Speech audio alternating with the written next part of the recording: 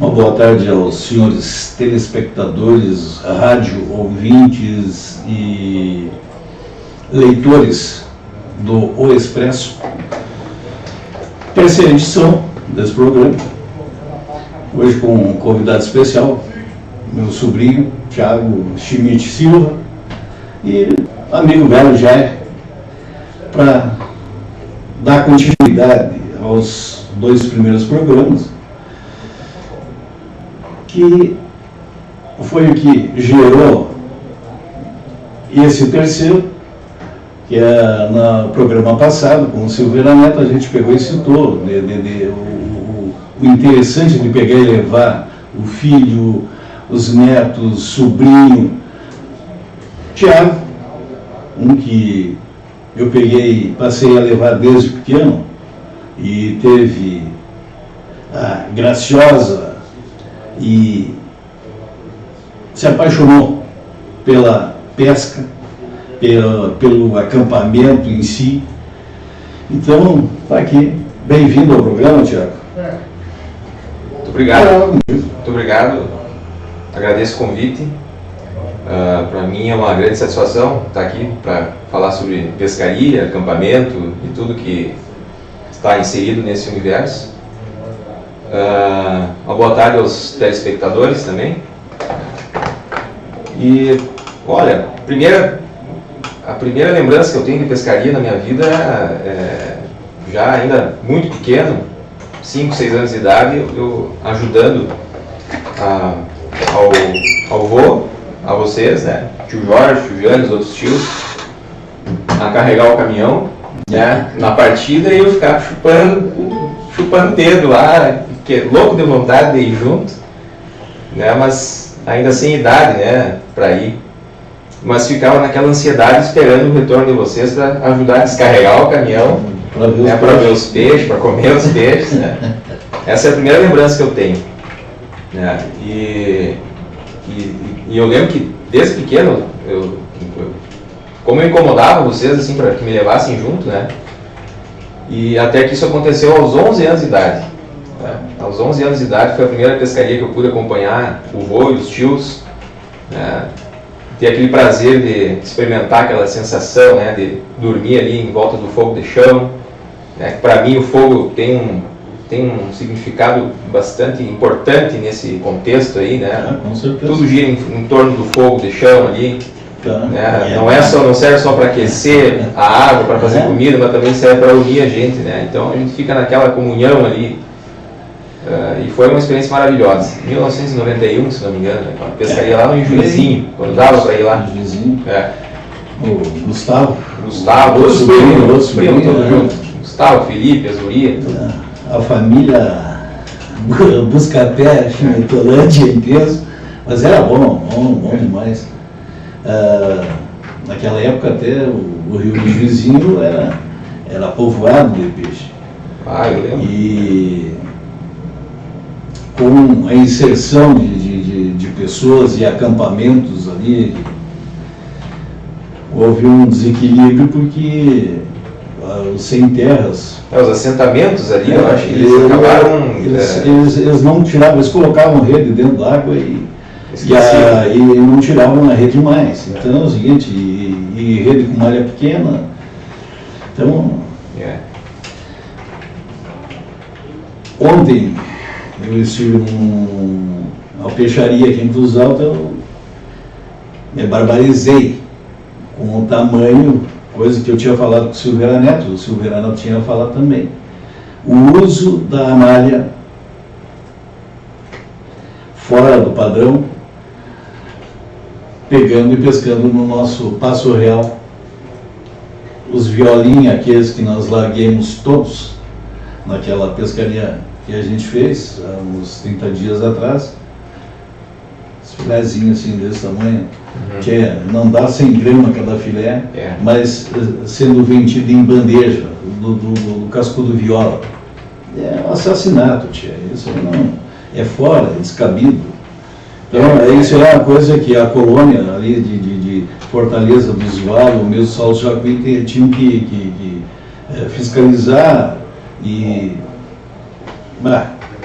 é de cortar o coração, cara. É criminoso, porque isso aí acaba contribuindo para um desequilíbrio até mesmo ecológico, né? Porque tu não tem garantido a permanência da espécie ali, e hoje em dia mesmo, tu vai pescar hoje no alagado, comparado ao que era anos atrás, de histórias que eu escutava do vô contando, de tanto peixe que trazia, hoje em dia lá tu pode ter a lua mais propícia, pode ter o melhor vento, ou uma noite assim, sem vento, uma lua boa para tu pescar, não é certeza que tu vai conseguir ter peixe.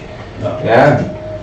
Até mesmo pela dimensão do alagado, né? Que às vezes eu costumo dizer que é tipo um sorteio, né? Tu vai ter que sortear lá para achar o cardume do peixe, né? Porque devido à vastidão de água que existe lá, mas antigamente o que se via que era um local muito mais populoso, né, em termos de peixe do que é hoje.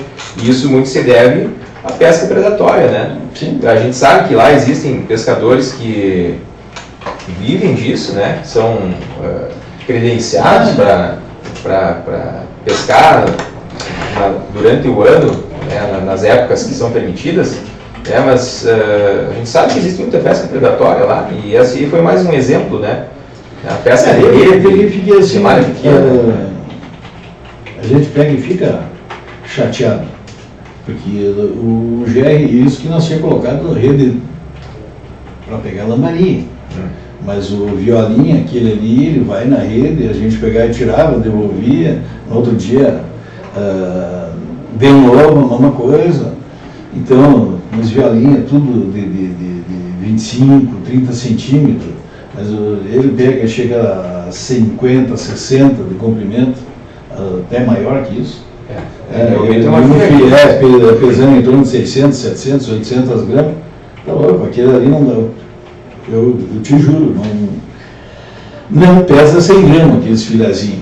Então, tu olha assim, e aí eu peguei e digo, mas o que é isso daí? Não, é violinha. Mas aí, não vale o trabalho, né? Não. Agora, quem fez esse serviço de pegar aí não tem maneira, né?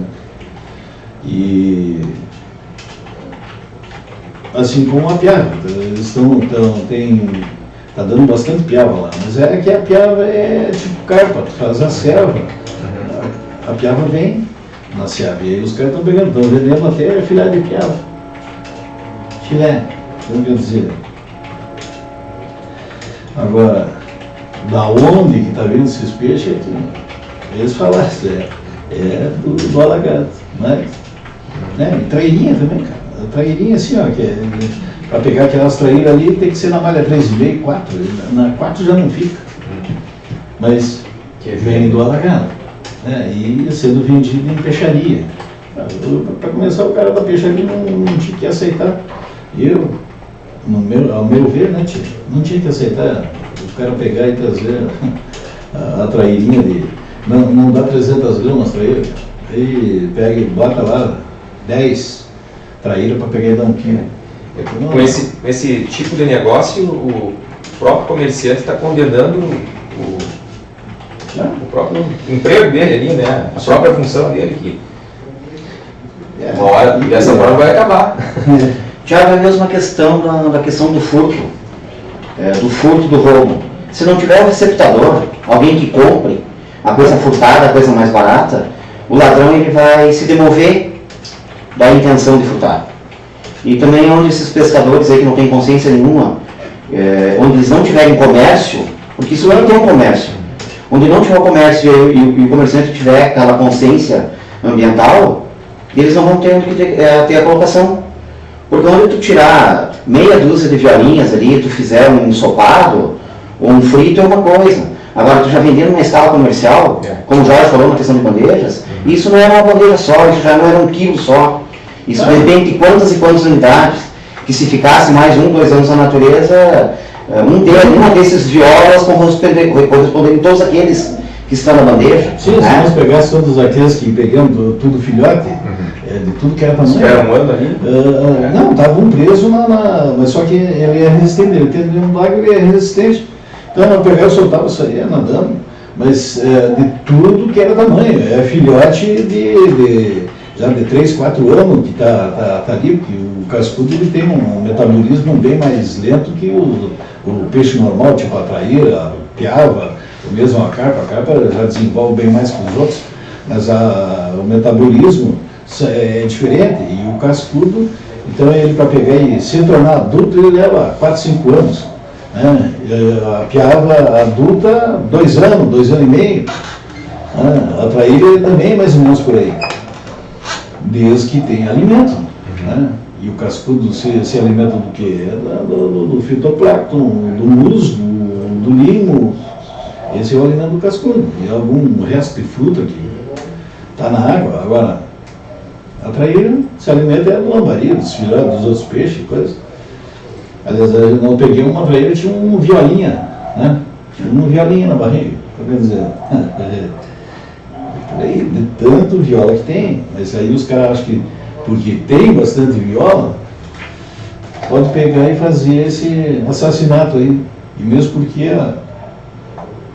a quantidade de ovos de um cascudo para uma traíra, para uma carpa, ou mesmo uma piara, o diferencial é muito grande. O cascudo ele deve botar, digamos assim, pelo que a gente olha assim,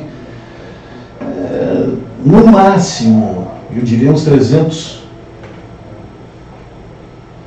alivino ou ovos. Os ovos, porque a ovada do cascudo é um ovo bem mais graúdo, mas o saquinho que carrega, ele é bem menor em comparação aos outros peixes. Então, e assim mesmo tem bastante, né, cara? E aí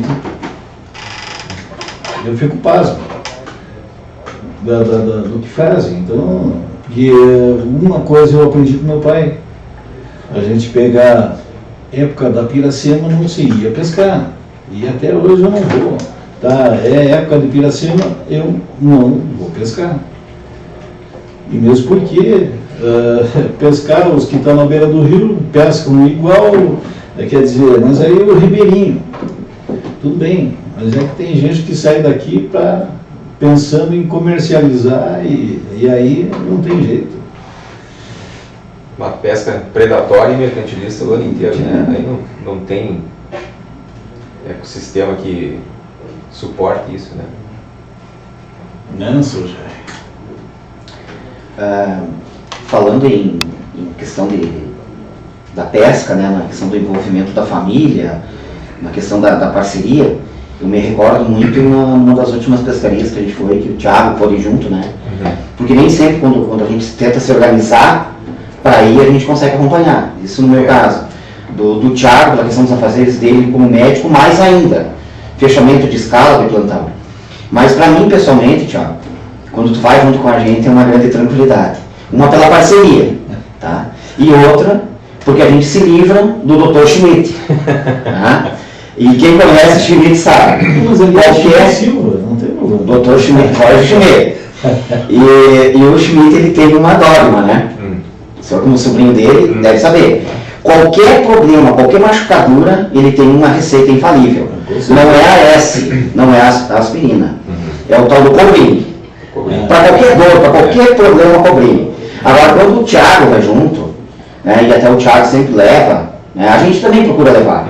Mas o Thiago é diferente, que tem um profissional técnico junto. Além de ser um baita com parceiro, um amigo da gente, né, amigo do acampamento, sempre traz uma novidade, sempre uma tralha diferente. É uma faca, é um cantil, é um colete, é uma vara de pesca, é uma isca diferente ali. E a gente para, né, para ver o Thiago fazer aquela demonstração dele, né. É uma segurança. É uma segurança. Como uma das últimas pescarias que a gente foi, que a gente ficou a mais de 7 quilômetros, né, do primeiro morador, no fundo do granja, lá bem sem acesso. Então era uma tranquilidade. Não, o Thiago está junto com a gente, né? Qualquer problema, né? Até o Thiago, na hora da encontro, a gente falou sobre a questão se tivesse um ferimento, tivesse que fazer como a gente chama no vulgar, alguns pontos, né? A sutura. O Thiago brincou, puxou uma agulha lá, as patas, não esqueça que você não vai fazer sutura nenhuma, né? Não, estou brincando com vocês. É uma tranquilidade. Mas mais assim, o Thiago é a parceria e outra. O Thiago pesca é de família, né? com o vô, o seu Schmidt, com o Schmidt, com os tios, e com os outros amigos. O Thiago também tem outros grupos onde ele tem esses acessos. E pra gente é um fôlego, é uma conversa diferente. Às vezes junto o Schmidt mais velho, lá ele e o Jânio começam com as conversas, entra o Thiago, né? Entra o Thiago, uma coisa mais moderna. Meio de campo ali. Isso, já começa lá de redes sociais, daí o Jânio já dá uma aula de rede social, né? Daí o Thiago olha, a gente brinca, né? E a gente interage, né? O Thiago também sempre, isso é uma coisa legal, o Thiago sempre leva, às vezes, um rol de bebidas, né? A gente faz uma degustação diferente, né? Se bem que o Schmidt conhece todo tipo de cerveja, o Jorge, né? Mas tranquilo, como sempre. Mas assim, Thiago, eu acho que é muito importante a questão da gente estar junto. A gente conversava no primeiro programa que eu participei, junto com o Dr. Gilberto Ferreira Neto, né? Um baita pescador, um cara que conhece muito de pesca, né? A importância da gente estar junto, o que a pescaria representa pra gente, a questão da gente descansar, de certa forma, do dia a dia. Claro que quem acha que vai numa pescaria e que vai ser parceiro dos outros amigos, vai para trabalhar. Tu trabalha muito mais, ou 3 ou 4 vezes mais, que tu tivesse em casa. Mas é um outro tipo de trabalho. Exato. Né? E onde tu fechar uma equipe, onde tu combinar, onde tu tiver um pouquinho de estrutura, a pescaria é tranquila, tu pesca, tu vai no barco, tu bota a tua linha, tu come uma comida diferente, tu come uma comida, né, tu faz aquela questão, às vezes faz sempre a questão também do fogo, né? O Thiago, acho que numa próxima oportunidade, até depois eu acho que ele fala para nós aí, o Thiago tem algumas técnicas de sobrevivência, quando falha o velho fósforo, né, e não tem o tal isqueiro, o Thiago ele improvisa um fogo lá e dá certo, pessoal. Não é história de pescador, dá certo que eu já vi. Dá certo que eu já mostrou. Então eu acho que é uma coisa assim, que a pescaria, além de tudo, é amizade, né? É amizade, e é uma amizade salutar, e como eu digo, e o Schmidt é um dos que sempre preza muito por isso, a questão da segurança no acampamento, a segurança no barco, né? O cuidado, né? Não é qualquer um que compra um barco, não é qualquer um que eu vou pescar junto, não é uma quantidade grande de pessoas que vão no barco, isso tem que ser muito bem pensado. Exatamente. Por pessoas que têm bastante experiência. E como sempre, né? O velho colete de guerra aquele, né? Sempre, sempre. Eu Gélio, fico muito feliz em saber assim, que eu transmito essa segurança quando acompanho a turma, né, nos acampamentos, né? Mas graças a Deus eu nunca precisei colocar em prática qualquer tipo de, assim, de manobra ou que, né, fosse necessário agir no sentido assim, de algum acidente que tenha acontecido, ou mesmo um envenenamento. Já que a gente se encontra na natureza, às vezes tem o curioso que vai lá querer comer alguma frutinha diferente, alguma coisa assim, às vezes pode acontecer, né? A gente sempre vai preparado, mas isso, nesse ambiente, sempre tem o risco de acontecer, né? Ou algum acidente com o barco, ou foi lá, tá cortando a madeira lá, a lenha com o machado, se cortou, ou mexendo com a faca, cortando, pode também, né, se machucar. Eu peguei, ainda bem que eu me acidentei, né? Eu pelo menos nunca precisei, né? Eu sempre já em outra pescaria, já teve problema, já cortou feio, então, né? Mas isso muito pelo cuidado que a gente toma, né? É uma coisa que é uma característica do nosso grupo aqui, né? Da gente se cuidar bastante, né? De não ser imprudente. A questão do barco é algo muito importante, né? Às vezes as pessoas vão pescar, a preocupação é levar caixas e caixas de cerveja, né? Só tomar trago, borracheira, e quando vê o cara vai no barco embriagado, né? A mesma coisa que dirigir um automóvel na cidade embriagado. Não pode dar problema, e vai dar. Né? Mas isso é uma coisa que a gente sempre toma cuidado, né? O uso do colete, né? O barco não partir com o barco lotado de gente, né? É o piloteiro ali e 2 para auxiliar no máximo, né? Todo mundo tem sua vez. E uma coisa que eu acho legal no nosso grupo ali é que a gente consegue dividir bem as tarefas, né? Nós temos aqui o chefe do acampamento sempre, né? Que eu faço tudo, que eu fico impressionado, assim, não tem o que esse homem não faça no acampamento, não tem. Ele monta e desmonta o motor do barco. Já vi, olha, se não fosse por ele já não tinha vindo peixe numa pescaria aí. Se não fosse ele aqui, nós tinha zerada aquela pescaria, lembra? Então, mecânico, barco, a comida é com ele também, mas é lógico, ele já está ficando velhinho, né? O bigode branco, a gente não pode sobrecarregar o tio. Então a gente vai.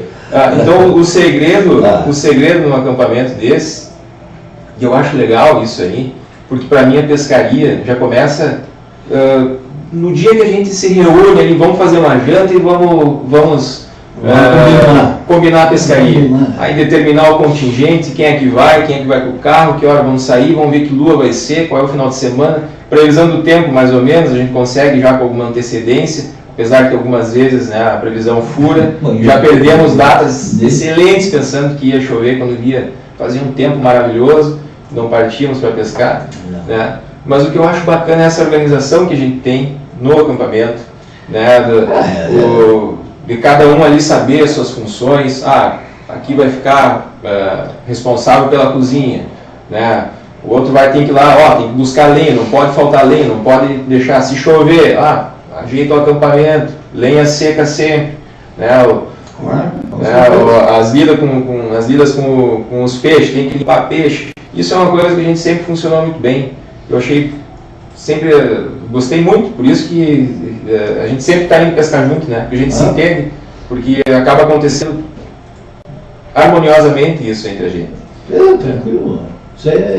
E tem que ser assim, não pode ser sair daqui para ir pescar, para ir lá para brigar, discutir. Não, mas uma coisa assim, até tu tinha tocado assim, das dificuldades, né, que tu pode encontrar num acampamento, numa pescaria, né? Eu falo acampamento porque eu não me detenho apenas na pescaria, porque eu gosto de todo aquele contexto ali, né? Como eu falei, ajeitar o acampamento, o fogo, tudo aquilo. Eu gosto de caçar também, né? Então eu me refiro ao acampamento como um todo, né? Mas uma coisa assim que eu uma técnica que tu desenvolveu? Não, a técnica nós vamos deixar para mais tarde. Essa técnica do fogo é uma técnica bem interessante. O Jeff até citou anteriormente, né? É uma técnica que se baseia na obtenção de fogo de forma primitiva através do atrito da madeira, né? Com isso a gente acaba conseguindo uma brasinha ali para colocar num ninhozinho de palha seca, e daí a gente assopra e desenvolve um fogo, a chama ali. Mas isso fica legal se nós mostrarmos de forma prática, né? Seria interessante fazer um videozinho, uma coisa que depois mostrar no canal. Isso fica legal. Mas o que eu ia dizer anteriormente, que o Jack citou, a questão das dificuldades que a gente pode encontrar no acampamento, né? Só passa dificuldade, só passa perrengue no acampamento o Arigó, sinceramente, porque é tudo questão da gente se organizar.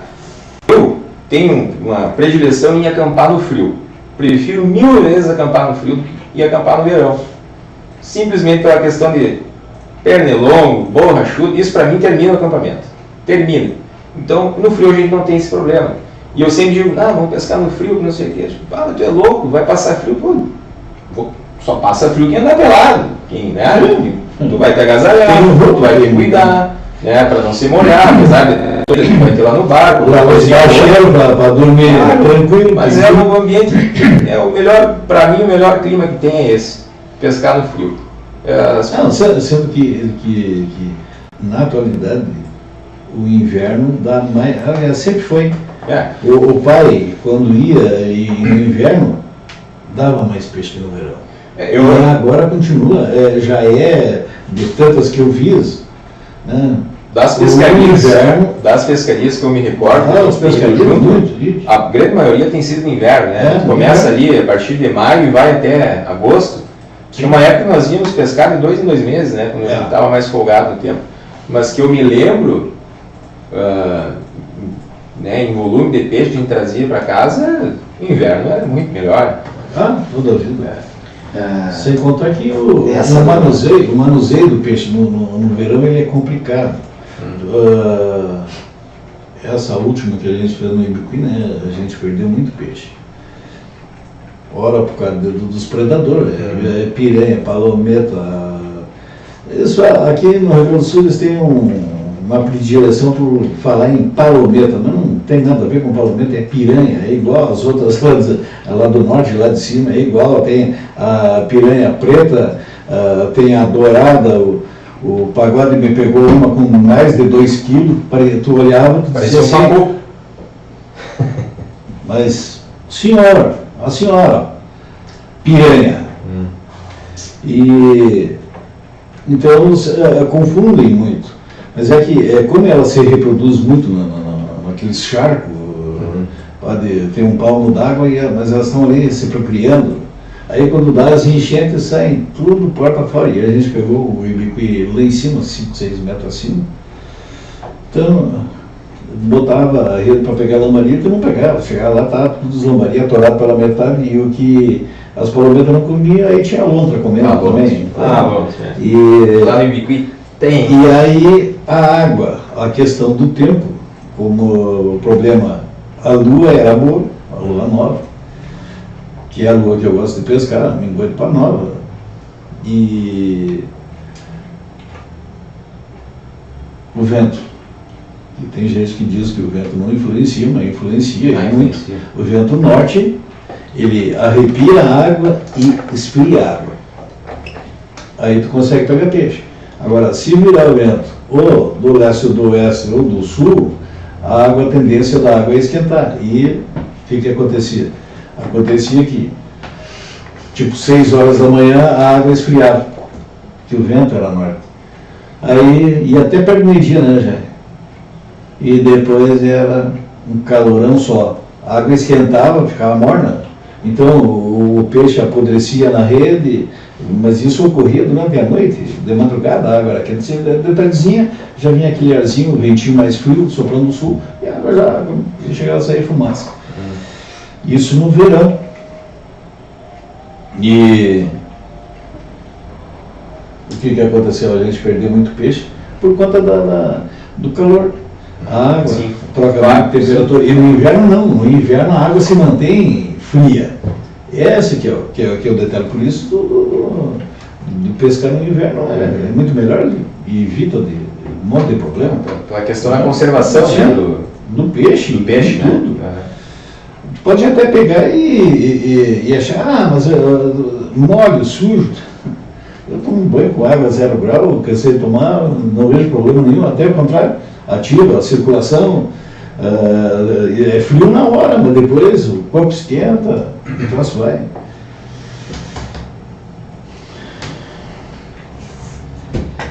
Bom, seu Thiago, a gente vamos encerrar o programa por aqui, mas uma segunda oportunidade a gente vai filmar as técnicas de fogo primitivo, e eu agradeço a tua presença aqui para a gente pegar e ter dado esse dedo de prosa e mostrar para o povo que pescar é bom, diverte, une as pessoas. Seu Jair, então eu até hoje eu não vi pescador descontente. Mas só quando não traz peixe, né? Não, assim, mas assim vale, a saída já vale, né? Jorge, eu encerrando essa minha participação, só tenho que te agradecer o Assis, o Jornal Expresso, né? A TV e Rádio Jornal Expresso por essa iniciativa. A gente que está pelos bastidores, a gente conversa com os outros pescadores, com os amigos aí, que a gente está insistindo para participar do programa, para acessarem o link, né, para dar as ideias e sugestões. Eu acho que o programa, Jorge, está superando as expectativas. Eu acho que o papel do programa está sendo cumprido. De ter esse momento de prosa, da gente falar de pesca, da gente falar, como a gente falou nos outros programas, questão da legislação, da questão da segurança. Como o Thiago falou, passa trabalho no acampamento que não se organiza. Sim. E daí eu só para não deixar passar em branco, eu me lembro daquela que a gente estava junto lá, que estava aquele amigo do Jânio, nosso amigo agora, o Ney, né? O Ney lá de Santa Catarina. E eu me lembro que uma das funções do Ney, uma hora, foi fazer uma valeta no fundo da barraca para tirar água. E eu fui lá, eu olhei, fui ajudar a mexer na lenha, eu olhei a valeta, daí ele me perguntou o que tu acha, né? Tu que sempre vem junto, será que tá boa a valeta? Daí eu olhei no primeiro momento, a gente tinha que ser mais funda. Mas já era lá quase 8 horas da noite. A gente cansado da viagem, né? Louco para sentar lá e para se organizar. Senão eu acho que tá bom, né? Mas eu sabia que não estava bom. Bom, dito e feito. Dito e feito, tá? Choveu, claro que choveu além do que era para ter chovido. Choveu, acho que na noite ali, quase 100 milímetros. Resultado, tudo molhado. Certo? Daí eu não sei se tu lembra, Thiago, seu Jorge Schmidt. Nós mudamos o acabamento do lugar, tranquilo. Sim. Eu fui fazer as valetas. Daí vocês começaram a brigar comigo. Essas valetas estão muito fundas, não sei o quê. E eu, bravo, né? Porque a gente passava a noite molhado, quase claro. Eu só fazia assim com a mão. E afundei aquelas valetas. E afundei. Daí aqui começou a dar risada e brincou. Tá, tio, vai fazer uma curva de nível? Eu sim vou, nós vamos se molhar, né? Então são coisas que acontecem na pescaria. São momentos que a gente divide um com o outro, né?